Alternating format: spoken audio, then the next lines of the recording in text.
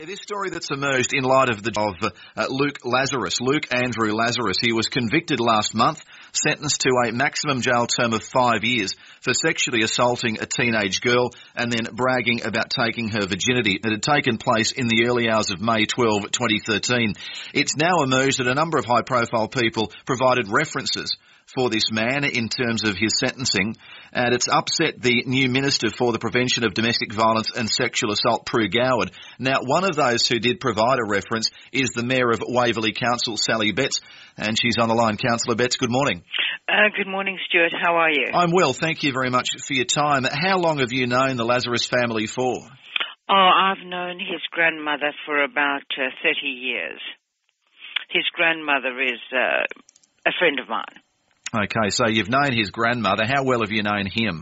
Look, I've come across him over the years, on and off. I've been very involved in different charities over the years, and he has often supported me, like Relay for Life for the Cancer Council. Yes. Him and his brothers and his family have supported the various charities I've been involved with. Yes. So I've only seen a good side of him. I am still completely shocked that that the kid I know did this.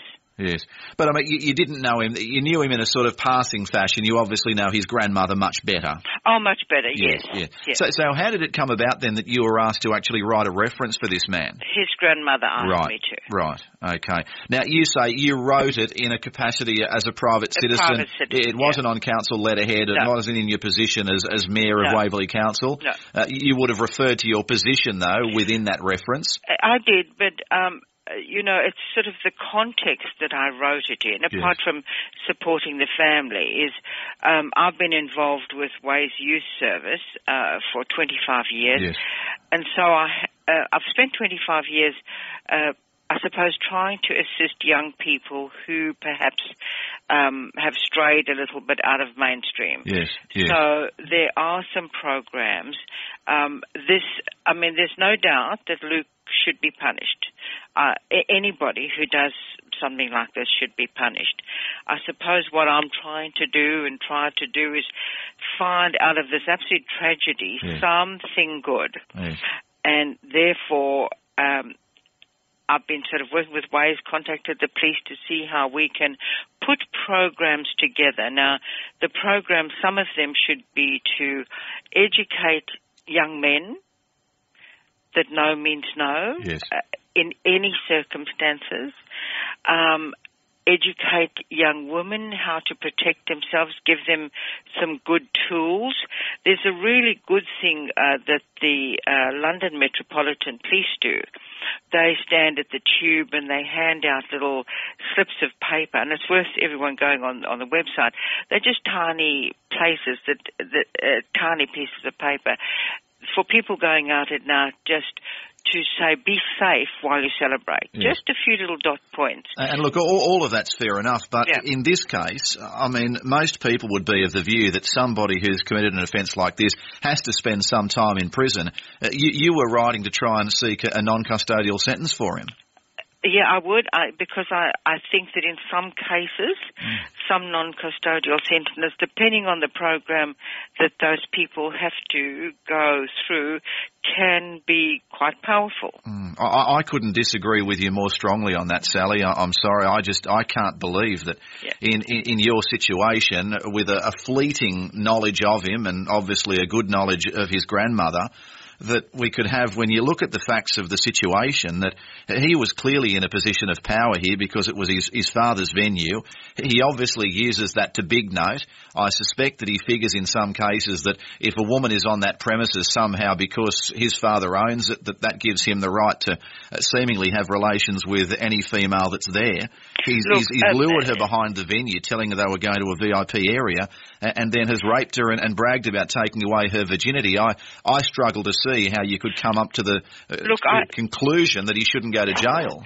Look, I think, I absolutely, I am agreeing with you. But so if, for example, and I'm having this discussion with the police, if, for example, this kid had to, as part of a program, talk to other young men and say, this is what I did. Yes. I mean, this, from when I spoke to him, he does understand what he's done. Does he? Because I wonder that as well, because it seems to me some of the other church leaders and others who've written on his behalf, they're saying, I share in his and his family's belief that he is indeed innocent and that an injustice has occurred. So I'm not convinced he does actually accept that, A, what he's done, and B, that it was illegal. Well, all I can say is when I spoke to him, he was certainly in tears, he was remorseful, and he said, I've done a terrible thing. Yes, I think he was in tears for himself, though, Sally. I think he was more concerned about the prospect of going to jail than he was necessarily remorseful about what he's done. Yeah. It seems to me that he's come from a very nice background. There's been a certain entitlement mentality there, and I think suddenly the realisation that this had caught up with him, I think that's what prompted the tears and the remorse, more so than any concern for the victim, because in the hours afterwards he was texting to his friends and bragging about taking away her virginity. Disgraceful. I mean, I'm not disagreeing with you at all. But a person like that, even if it's a one-off, and look, I like you, but we're at loggerheads on this, a person, even as a one-off, they have to go to jail, don't they? Well, look, I mean, that's why we have judges, so I would never criticise the judge. What the process is that obviously he was convicted and then the judge takes into consideration different things. In my letter said I had known him, I'd seen him growing up. The Luke that I knew, and the way that I had seen him, he seemed to be a decent person. And look, I don't dispute that, but in fairness, equally, Sally, the Luke you've seen is Luke maybe the Luke you've seen at midday on a... You haven't necessarily seen the Luke who maybe hangs around his father's night spot at 11 o'clock on a Friday or Saturday night, possibly leering at women and perhaps acting as if he owns the joint because his father does, and assuming that somehow these women are all his playthings because his father owns the venue. You haven't seen that side of him, have you? No, absolutely not. Now, if there's some way that I can assist in Luke making amends, I don't know how you make amends to the young woman. No, well, that's right. Yes. But we need to move forward and find a way to protect other young women. This is my focus. Yes. I really am working towards getting some programs in place to teach young men they can't do this under any circumstances. And look, I think that's very important. Those programs are important, but I think also the courts do have a vital role to play in terms of a deterrent in saying, look, I'm sorry, I don't care what sort of privileged upbringing you've had, no matter what sort of a one-off this might have been, this was opportunistic, as the judge described, spontaneous and opportunistic. Yeah, that's what the actions of a young man who felt a sense of power and entitlement. I just don't see how you can say to someone, well, look, you don't go to jail for this. They have to go to jail as part of this deterrent program, coupled with hopefully rehabilitation. Yeah, Stuart, I agree with you. I'm not disagreeing with you at all. I know, but what you wrote to the judge, what you wrote to the judge, though, you were requesting a non-custodial sentence. With a program to make sure he paid an incredible debt that he owes this young woman and the whole of society. I mean, if this kid had to come out in public, face what he's done in public, and stand up and say, I raped a young woman, I did the wrong thing, I think that might be quite powerful. It may stop other kids in similar situations doing that. My whole aim of suggesting a non-custodial sentence is to make Luke stand up and be counted for what he did. Well, he has to... Not get away with it. Absolutely not get away with it. No, well, look, I think he has to be... He can still stand up. Yeah. He's still got to acknowledge that he actually did it and that what he did was wrong. What sort of feedback have you had from residents of Waverley, other councillors? Have they been concerned about you writing this reference? Look, some have. I've been explaining my situation. I've had lots of dialogue. Lots of people have come back once they understood the issue and put suggestions forward. some have suggested I stand down, of course. So I suppose a mixed reaction. Yes, okay. Look, I appreciate your time this morning. Good of you to talk to us, and I wish you well for Easter. Yeah, I think if I can say last thing is, I think the most important thing is that we look at young people generally and put programs in place to educate them not to get into this situation, and then have programs that if you do, like